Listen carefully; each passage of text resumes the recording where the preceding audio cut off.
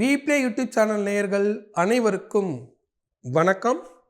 இன்றைய சிறப்பு பதிவில் நாம் காண இருப்பது ஆருத்ரா தரிசனம்.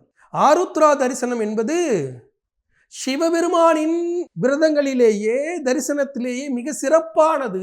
இந்த ஆருத்ரா தரிசனம் ருத்ரன் வடிவமாக ஆடல் வல்லானாக சிதம்பரம் நடராஜ பெருமான் அபிஷேகம் செய்து காட்சி கொடுக்கக்கூடிய ஒரு அற்புதமான நாள் ஆருத்ரா தரிசனம். நீங்கள் திருவாதிரை நட்சத்திரத்தில் பிறந்திருந்தாலோ அல்லது தனுசு ராசியில் பிறந்திருந்தாலோ இல்லை சிவபெருமானுடைய பக்தனாக இருந்தாலோ ருத்ராட்சம் தரித்திருந்தாலோ சிவகோத்திரத்தில் பிறந்திருந்தாலோ ஏதோ ஒரு வகையில் உங்களுக்கு சிவனை பிடித்திருக்கிறது, சிவன் தான் என்னுடைய இஷ்ட தெய்வம் என்றால் நீங்கள் கட்டாயம் வழிபட வேண்டிய முதல் சிவன் கோயில், உலகத்தில் முதலில் தோன்றிய சிவன் கோயில் என்று சொல்லக்கூடிய ராமநாதபுரம் மாவட்டம் உத்தரகோசமங்கையில் அருள்பாலிக்கக்கூடிய உத்தரகோசமங்கை சிவபெருமான். எத்தனை ஆண்டு காலம் பழமை என்பதை கண்டுபிடிக்க முடியவில்லை என்கிறார்கள். இவங்களா ஒரு ஆண்டு சொல்றாங்க, 3000 ஆண்டு பழமையானது, 4000 ஆண்டு பழமையானது என்கிறார்கள். ஆனால் உண்மையான வரலாறு என்னவென்றால் எத்தனை ஆண்டு காலம் பழமையான என்பதை கண்டுபிடிக்க முடியவில்லை. அடிமுடிக்கான அண்ணாமலையார், அடியைக்கான விஷ்ணு பெருமான் பன்றி உருவத்தில் செல்கிறார் சிவபெருமானோட அடியைக்கான். முடியைக்கான பிரம்மா மேகத்தினுடைய பறந்து கொண்டு இருக்கிறார் அன்னபட்சியால். அப்படி போகும்போது அடியையும் காண முடியவில்லை, முடியையும் காண முடியவில்லை பிரம்மாவாலும் விஷ்ணுவாலும். ஆனால் பிரம்மா மட்டும் என்ன பண்ணுறாரு, நான் முடிய பார்த்துட்டேன் அப்படின்னு சொல்லி மீண்டு வரார். மீண்டு வந்து சிவபெருமான்கிட்ட பொய் சொல்கிறார். அப்படி பொய் சொல்லும்போது தாழம்பூவை சாட்சியாக சொல்கிறார். நான் இது மாதிரி அவருடைய தலையை பார்த்துட்டேன், முடியை பார்த்துட்டேன் அப்படின்னு நீ பொய் சொல்லு அப்படின்னு சொல்லி தாழம்பூக்கு சொல்கிறார். அந்த தாழம்பூ பொய் சொல்கிறது. அதனால் சிவபெருமானுக்கு கோபம் வந்து இனிமேல் என்னுடைய பூஜைக்கு நீ பயன்பட மாட்டாய் என்று சபித்து விடுகிறார். அப்படி சபித்ததனால் மற்ற எந்த சிவாலயங்களிலுமே தாழம்பூ பூஜைக்கு பயன்படுத்துவது இல்லை. தமிழ்நாட்டினுடைய மிகப்பெரிய சிறப்பு என்னவென்றால் பாடல் பெற்ற 276 சிவாலயங்களில் 266 சிவாலயங்கள் தமிழ்நாட்டில் உள்ளன. அவ்வளோ சிறப்பு வாய்ந்தது நம்ம தமிழ்நாடு. அந்த இத்தனை சிவாலயங்களும் 266 சிவாலயங்கள், அதை இல்லாமல் மற்ற சிவாலயங்களும் இருக்கின்றன. இத்தனை சிவாலயங்களிலும் உத்தரகோசமங்கையில் மட்டுமே தாழம்பூ பயன்படுத்தப்படுகிறது பூஜைக்கு.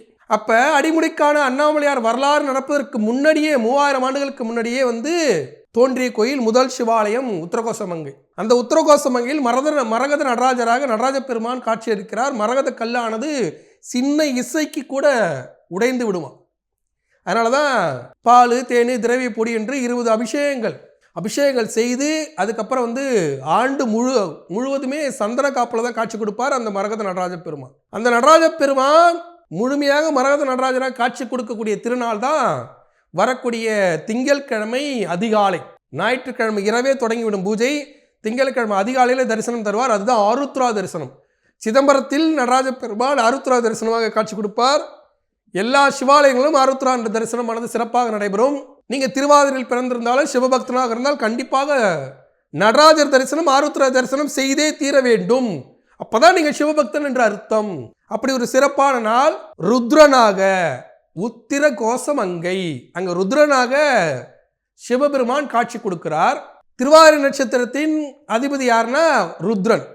அப்போ ருத்ரனாக இருக்கக்கூடிய அந்த சிவனை, அந்த நடராஜ பெருமானை, ஆடல் வல்லானை, மரகத நடராஜரை ஆண்டின் ஒரு நாள் தரிசனம் செய்து ஆண்டு முழுவதும் வாழ்க்கை முழுவதும் பலன்களை பெறக்கூடிய ஒரு அற்புத திருநாள் இந்த ஆருத்ரா தரிசனம். வரக்கூடிய ஞாயிற்றுக்கிழமை இரவு தொடங்கி 12/1/2025 ஞாயிறு இரவு தொடங்கி அடுத்த நாள் திங்கட்கிழமை 13/1/2025 திங்கட்கிழமை அதிகாலை தரிசனமானது நடைபெறும். அந்த அபிஷேகம் முடிந்து ஆடல் வல்லானை பார்ப்பதற்கு கண்கோடி வேண்டும். அப்படி ஒரு சிறப்பு வாய்ந்த திருநாள் தான் இந்த ஆருத்ரா தரிசன திருநாள். சிதம்பரத்தில் திருவிழா கோலமாக இருக்கக்கூடியது. சிதம்பரத்தில் என்ன ஒரு சிறப்புன்னா மூலவர் அவர் தான், உற்சவர் அவர் தான். மூலவராக தங்கக்கூரைக்கு கீழே அமர்ந்து தங்கக்கூரைக்கு கீழே நின்ற கோலத்தில் காட்சி கொடுப்பார், ஆடல் வல்லானாக காட்சி கொடுப்பார். அவரே உற்சவராக தேரில் வருவார் சிவகாமி தாயார். அதே போல ஆடல் வல்லானை தரிசிக்கும் போது திருவாதிரை நட்சத்திரம் யோகம் பெறுகிறது. திருவாதிரை நட்சத்திரம் உங்களுக்கு யோக நட்சத்திரமாக இருந்தால் யோகம் பெறுகிறது. சிவபக்தனாக இருந்தால் முழுமையாக காட்சி கொடுக்கிறார். நான் சிவபக்தனே இல்லை, விஷ்ணு பெருமானோட பக்தன், பரவாயில்ல போ. சிவகடாட்சம் என்பதே அத்துணை சிறப்பானது. அப்படி அத்தனை சிறப்பான அந்த ஆருத்ரா தரிசனத்தை எல்லோரும் கண்டுகளிக்கலாம். சிவபெருமானின் முழுமையான கடாட்சம் கிடைக்க வேண்டும் என்றால் ஆருத்ரா தரிசனத்தில் ருத்ரனாக காட்சி கொடுக்கக்கூடிய சிவபெருமானை, நடராஜரை உத்தரகோசமங்கையிலோ சிதம்பரத்திலோ இல்லை அருகில் உள்ள சிவாலயங்களோ ஞாயிற்றுக்கிழமை இரவு அபிஷேகத்திற்கு சென்று திங்கட்கிழமை அதிகாலை சிவபெருமானை தரிசனம் செய்யலாம். சிலர் ஆருத்ரா விரதம் இருப்பார்கள். அதிகாலையிலிருந்தே உணவு உண்ணாமல் பால் பழம் மட்டும் சாப்பிடுவாங்க. சிலர் பால் பழம் கூட சாப்பிடாம விரதம் இருப்பார்கள். அது சிவகடாட்சத்தை, சிவபெருமானோட அருளாசியை முழுமையாக வாரி வழங்கக்கூடிய ஒரு அற்புதமான நாள். அப்படி ஒரு திருநாளில் சிவபெருமானை தரிசனம் செய்து அவருடைய அபிஷேகத்தை கண்டு காணவே முடியலங்க. கூட்டத்தில் என்னால் போய் பார்க்க முடியல. அந்த மண்ணில் போய் நில்லுங்களேன், இல்லை சிவாலயத்தில் போய் நில்லுங்களேன். நின்று ஆடல் வல்லானை தரிசனம் செய்தால் ஆண்டு முழுவதும் நீங்கள் அறிந்தும் அறியாமலும் செய்த பாவங்கள் தொலைந்து இன்பமானது பெருகும். இன்னொன்று, இந்த சிறைவாசம் அனுபவிக்கக்கூடிய சில சூழல்கள் வந்துவிடும் சிலர். அப்படி வரும்போது ஆருத்ரா தரிசனம் செய்து களி சாப்பிடும்போது வாழ்க்கையானது இனிமையாக இருக்கும்.